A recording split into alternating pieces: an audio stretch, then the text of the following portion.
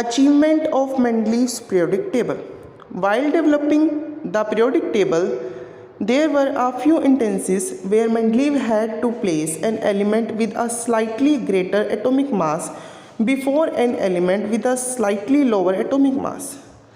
इनसे क्या अचीवमेंट हुई वो अब हम पढ़ रहे हैं कि जो ये न्यू पीरियोडिक टेबल आई इसके अंदर कुछ ग्रेटर मास वाले कुछ लोअर मास वालों से पहले रख दिए गए. The sequence was inverted so that element with similar property could be grouped together. और ये सीक्वेंस कुछ इस तरह भी था कि जिनकी सिमिलर प्रॉपर्टी थी उनको एक ही ग्रुप में सिलेक्ट कर दिया गया. For example cobalt appeared before निकल. जैसा कि आप देख पा रहे हैं टेबल के अंदर कोबाल्ट को निकल से पहले रख दिया गया जो कि एक एजम्पशंस को शो करता है. क्यों? क्योंकि मेंडलीव ने कहा था इंक्रीज एटॉमिक मास के बेस पे एटम्स का डिस्ट्रीब्यूशंस होगा, पर यहाँ पर जो कोबाल्ट है उसका मास 58.93 है जबकि निकल का मास 58.71 है, जो कि एक बड़ी गलती की तरह सामने आया. Looking at table 5.4 can you find out one more such anomaly. क्या आप टेबल देख करके एक और गलती का पता लगा सकते हैं. Further Mendeleev left some gap in his periodic table instead of looking upon these gaps as defect. Mendeleev ने अपनी टेबल में कुछ जगहें भी छोड़ी जिन जगहों को उन्होंने डिफेक्ट की तरह ट्रीट करा. Instead of looking upon these gaps as defect, जो कि एक डिफेक्ट की तरह ही थे. मीन्स जो गैप वो छूटे थे बीच में वो डिफेक्ट की तरह थी.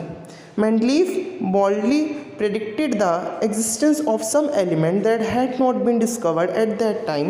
Mendeleev named them by prefixing Sanskrit numericals Eka1 to the name of preceding elements in the same group. जो जगह मेंडलीव ने छोड़ी थी वो जगह आगे फर्दर जो डिस्कवर्ड होंगे एलिमेंट्स उनके लिए छोड़ी गई थी जिनको उन्होंने प्रॉपरली एक नाम भी दिया था जैसे Eka1. For instance, scandium, gallium and germanium discovered later have properties similar to Eka boron, Eka aluminium and Eka silicon respectively. बेशक समय के साथ साथ गैलियम, स्कैंडियम और जर्मेनियम डिस्कवर हुए पर उनकी प्रॉपर्टी एका बोरोन, एका एल्यूमिनियम और एका सिलिकॉन के साथ मिल रही थी. द प्रॉपर्टी ऑफ एका aluminium predicted by Mendeleev and those of element gallium which was discovered later and replaced Eka aluminium as listed as follow table 5.5. जैसे कि उन्होंने बताया कि एका एल्यूमिनियम की जो प्रॉपर्टीज़ थी वो मेंडलीव के हिसाब से प्रिडिक्टेड थी, पर जब गैलियम आया तो उसने एका एल्यूमिनियम को रिप्लेस कर दिया. This provided convincing evidence for both the correctness and usefulness of Mendeleev periodic table. Further, it was the extraordinary success of Mendeleev's prediction that led chemists not only to accept his periodic table but also recognize him as the originator of the concept on which it is based. बेशक इसमें कुछ कमियां थी पर फिर भी साइंटिस्टों के लिए इसने एक बेस तैयार कर दिया था. इसने बहुत बड़ी हेल्प करी थी इस टेबल ने जिसके अंदर काफ़ी सारे एलिमेंट्स को प्लेस दिया गया था. और यहाँ तक कि इस टेबल को बनाने के बाद में मेंडलीव को इंक्रीज एटॉमिक मास वाले फॉर्मूले का ओरिजिनेटर बता दिया गया. Noble gases like helium, neon and argon has been mentioned in many a context before this. These gases were discovered very late because they are very inert and present in extremely low concentration in our atmosphere. One of the strengths of Mendeleev periodic table was that when these gases were discovered, they could be placed in a new group without disturbing the existing order. जब inert gases discovered हुई, means जब noble gases discovered हुई जो किसी के साथ react नहीं करती, तब मेंडलीव के लिए एक नई प्रॉब्लम सामने आई. क्यों? क्योंकि उन्होंने जो प्लेस छोड़े थे वहाँ पर वो इनर्ट गैसेस को प्लेस करना चाह रहे थे, बट जो इनर्ट गैसेस हैं वो काफ़ी लेट डिस्कवर हुई थी क्योंकि वो लो कंसंट्रेशन के अंदर मिलती थी. इस वजह से मेंडलीव इस इनर्ट गैसेस को उस टेबल के अंदर फिट नहीं कर पा रही थी क्योंकि उसमें फिट करने के लिए उन्हें उनके ऑर्डर को डिस्टर्ब करना होगा पर ये लॉ के अगेंस्ट था। लिमिटेशंस ऑफ मेंडलीव क्लासिफिकेशंस, तो जो कमियां आई मेंडलीव्स की क्लासिफिकेशन में, electronic configuration of hydrogen resemble that of alkali metal, like alkali metal hydrogen combine with halogen, oxygen and sulfur to form compounds having similar formula as shown in the example here। जो electronic configuration है hydrogen की वो resemble करती है उसे alkali metal की तरह, क्योंकि जैसे एल्कली मेटल है वो जब हाइड्रोजन के साथ मीन्स हाइड्रोजन जब कंबाइन होता है हेलोजन्स के साथ, ऑक्सीजन्स के साथ या सल्फर के साथ, तो वो जो कंपाउंड बनाएगा वो सिमिलर फॉर्मूला होगा जैसा कि आपको टेबल में दिख रहा है। On the other hand, just like halogen, hydrogen also exist as diatomic molecules and it combine with metal and non metal to form covalent compound. इसके अलावा जो हेलोजन्स है, हेलोजन्स की तरह हाइड्रोजन भी डाईएटॉमिक मॉलिक्यूल्स और मेटल के साथ या नॉन मेटल के साथ कंबाइन होकर कोवेलेंट कंपाउंड तैयार करते हैं। Certainly no fixed position can be given to hydrogen in the periodic table. This was the first limitation of Mendeleev periodic table। जो ये अलग अलग नेचर हाइड्रोजन शो कर रहा था, इस वजह से हाइड्रोजन को प्लेस देना बहुत मुश्किल था और he could not assign a correct position to the hydrogen in his table। तो इसी वजह से मेंडलीव हाइड्रोजन को एक करेक्ट पोजिशन नहीं दे पाया। Isotopes were discovered long after Mendeleev has proposed his periodic classification of element। Let us recall that isotopes and element have similar chemical properties but different atomic masses। Isotopes बहुत समय बाद discover हुए, Mendeleev की periodic table जब classify हो चुकी थी, तो isotopes वो थे जिनके पास सिमिलर केमिकल प्रॉपर्टीज़ थी बट एटॉमिक मास उनका डिफरेंट था। दस isotopes of all element posed a change to Mendeleev periodic law। Another problem was that the atomic mass do not increase in a regular manner in going from one element to the next। अब इन isotopes को place करना बहुत ज़्यादा difficult था क्योंकि isotopes के पास जो chemical properties थी वो सेम थी पर जो एटॉमिक मास था वो डिफरेंट था। तो उसी मैनर में अगर मेंडलीव उन आइसोटोप्स को पीरियोडिक टेबल के अंदर पोजीशंस देते तो पीरियोडिक टेबल डिस्टर्ब हो सकती थी, क्योंकि एटॉमिक मास इंक्रीज नहीं हो रहा था रेगुलर मैनर में, मतलब एक एलिमेंट से दूसरे एलिमेंट पे जाते हुए एटॉमिक मास इंक्रीज नहीं हो रहा था। So it was not possible to predict how many elements could be discovered between two elements, specially when we consider the heavier element. बहुत सारे एलिमेंट्स ऐसे भी थे जो बीच में डिस्कवर हुए पर जिनका मास हैवी था, तो उनको प्लेस देने में भी दिक्कत हुई। Making order out of chose the modern periodic law. In 1930, Henry Moseley shows that the atomic number of an element is a more fundamental property than its atomic mass as described below। Accordingly, Mendeleev periodic law was modified and atomic number was adopted as the basis of modern periodic table, and the modern periodic law can be stated as follow। अब दोबारा से 1930 के अंदर एक research आई Henry मोज़ले के through. उन्होंने ये कहा कि जो एटॉमिक नंबर है वो ज़्यादा ज़रूरी है एटॉमिक मास के कंपैरिजन में, तो इस तरीके को बेस लेकर के उन्होंने एक नया लॉ कहा, और वो क्या कहा, periodic properties of element are a periodic function of their atomic number. मतलब जो प्रॉपर्टीज़ है किसी एलिमेंट की वो उसके एटॉमिक नंबर का पीरियोडिक फंक्शन है। Let us recall that the atomic number given us the number of proton in the nucleus of an atom and this number increase by 1 in going from one element to the next.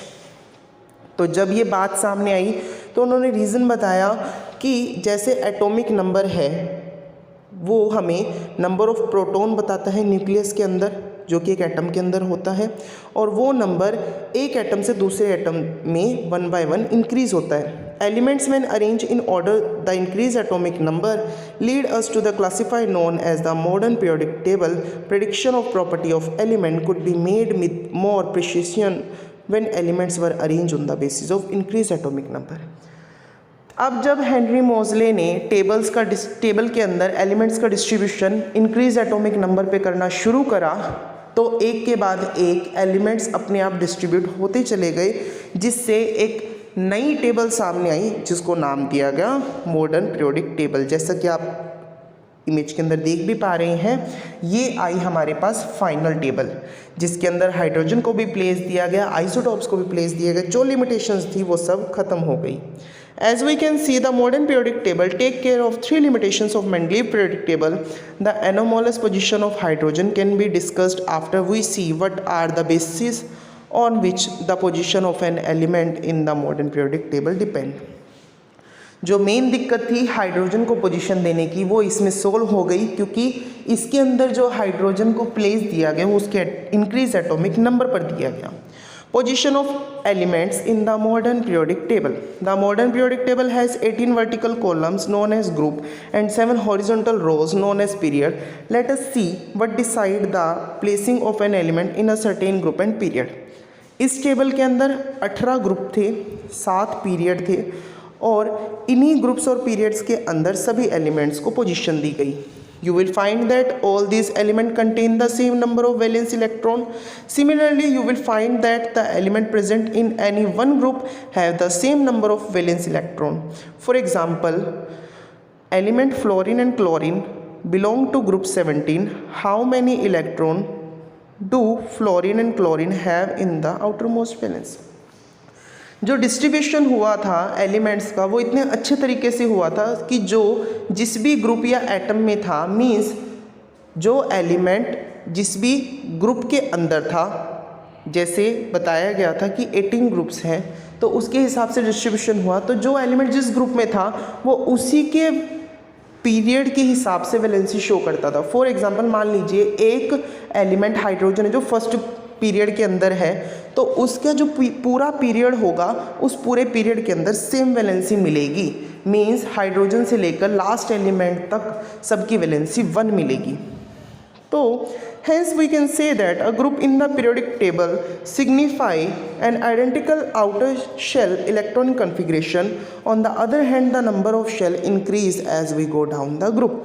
तो यहाँ से ये समझ आया कि जब हम ऊपर से नीचे टेबल में जा रहे हैं, अप टू डाउन जा रहे हैं, तब हमारे पास शेल इंक्रीज़ हो रहे हैं, पर जब हम लेफ़्ट टू राइट जा रहे हैं तब हमारे पास नंबर ऑफ इलेक्ट्रॉन इंक्रीज़ हो रहे हैं।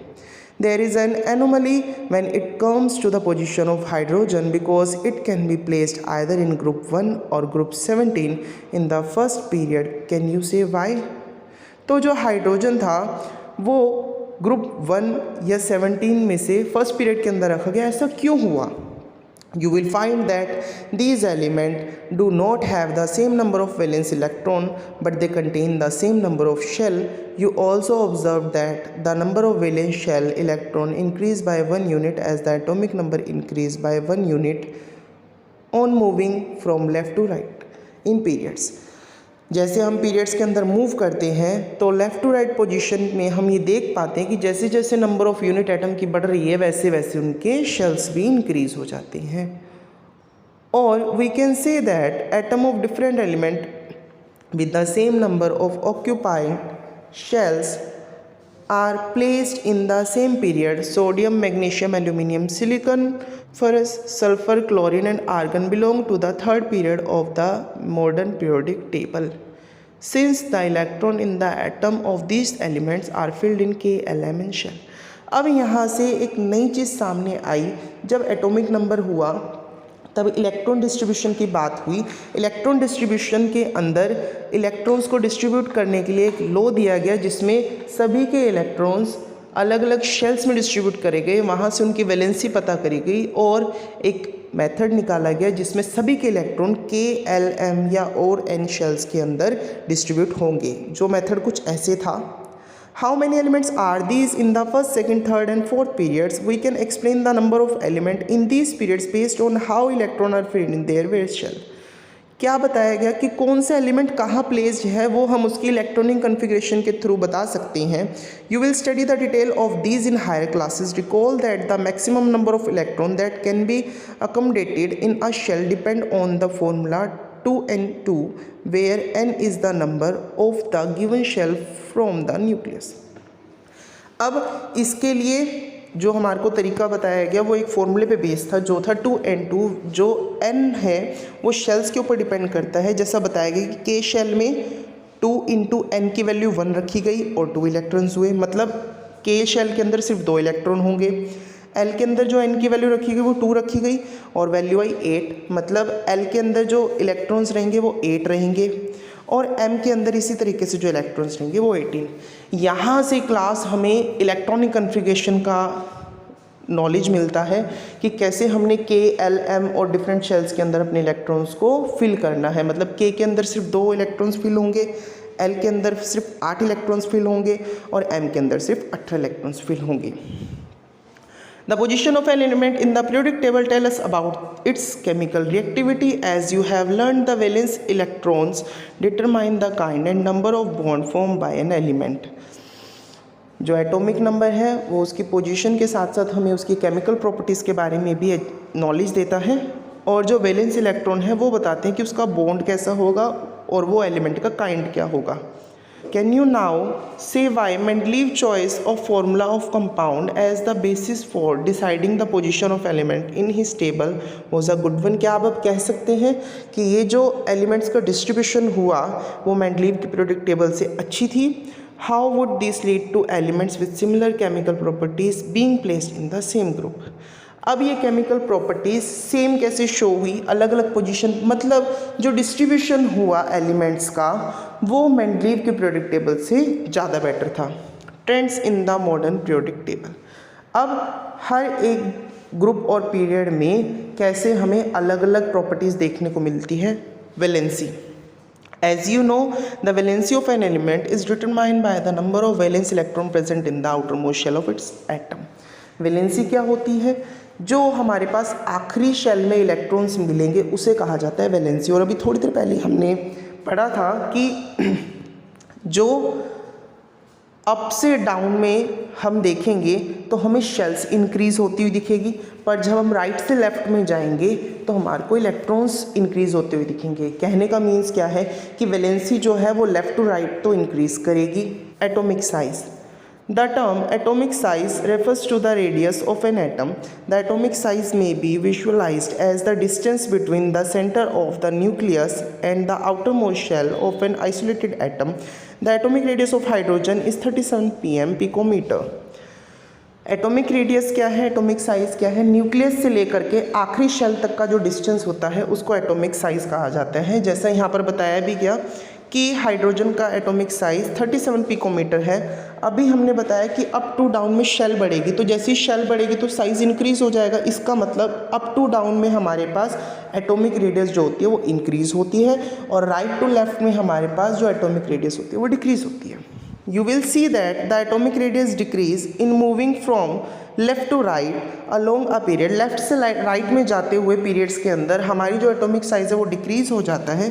This is due to an increase in a nuclear charge which tends to pull the electron closer to the nucleus and reduce the size of atom. ऐसा क्यों हुआ? क्योंकि जब लेफ्ट से right जाया जाता है तो चार्ज इंक्रीज हो जाता है जो शेल्स को अंदर खींचने का काम करता है। You will see that the atomic size increase down the group. This is because now shell are being added as we go down the group. This increase the distance between the outermost electron and the nucleus so that the atomic size increase in spite of the increase in nuclear charge. अब जब हम ऊपर से नीचे आ रहे होते हैं तो साइज़ इंक्रीज़ हो रहा है। ऐसा क्यों? क्योंकि अप से डाउन में हमारे पास शेल इंक्रीज़ हो जाती है जो कि हमारे एटम को इंक्रीज़ करने, एटम की रेडियस को इंक्रीज़ करने का काम करती है, जिसकी वजह से उसका एटॉमिक साइज़ इंक्रीज़ हो जाता है। Metallic and non metallic properties, as we can see, the metal like sodium and magnesium are towards the left hand side of the periodic table, while the non-metal like sulfur and chlorine are found on the right hand side. In the middle we have silicon, which is classified as the semi-metal or metalloid because it exhibits some properties of both metal and non-metal. जैसा कि आपने देखा भी है इस table में, जितने भी हमारे मेटल्स हैं वो हमारे लेफ़्ट हैंड साइड पे है और जितने भी नॉन मेटल्स हैं वो हमारे राइट हैंड साइड पे है। और कुछ ऐसे भी हैं जिनको मेटलॉइड्स कहा गया जो मेटल और नॉन मेटल दोनों की प्रॉपर्टीज शो कर रहे हैं। In the modern periodic table a zigzag line separate middle from non metal. The borderline element boron, silicon, germanium, arsenic, antimony, thallium and polonium are intermediate in properties and are called metalloids or semi-metals. जो ये zigzag line है, इस zigzag line ने metal non metal के बीच में जो metalloids हैं उनको रखा है। मींस जो मेटल और नॉन मेटल को अलग करने का काम करी वही जिगजैग लाइन कर रही है, और इसके अंदर जो एलिमेंट्स बताए गए हैं वो मेटल के साथ साथ नॉन मेटल की प्रॉपर्टीज़ को भी शो करते हैं। As you have seen in chapter 3, metal tends to lose electrons while forming bonds that is they are electropositive in nature. जैसा कि हमने देखा भी है या हम देखेंगे चैप्टर 3 में, मेटल्स जो हैं वो इलेक्ट्रॉन लूज करने का काम करते हैं, जिसकी वजह से वो इलेक्ट्रोपॉजिटिव इन नेचर होते हैं। As the effective nuclear charge acting on the valence shell electrons increase across the period, the tendency to lose electrons while decrease. Means जैसे इलेक्ट्रिक न्यूक्लियर चार्ज मतलब जो चार्ज है हमारे शेल के ऊपर वो एक्ट करेगा तो जो वैलेंस शेल इलेक्ट्रॉन है वो बढ़ जाएंगे पीरियड्स के अंदर, जिसकी वजह से वो इलेक्ट्रॉन लूज करने की क्षमता को खो देंगे। तो डाउन द ग्रुप एक effective nuclear charge experienced bye valence electron is decrease. Means जैसे जैसे हम नीचे जाएंगे तो जो न्यूक्लियर चार्ज है वो डिक्रीज हो जाएगा, because the outermost electron are further away from the nucleus, क्योंकि इलेक्ट्रॉन जो है न्यूक्लियस से बहुत दूर हो जाएगा।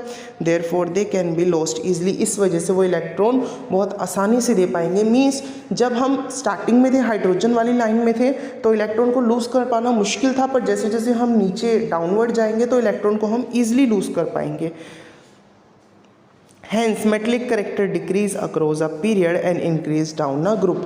मीन्स जब हम लेफ़्ट टू राइट जाएंगे तो हमारा मेटलिक प्रॉपर्टी तो डिक्रीज़ हो जाएगा, पर जब हम अप टू डाउन जाएंगे तो मेटलिक प्रॉपर्टी इंक्रीज हो जाएगा। Non metal on the other hand are electronegative.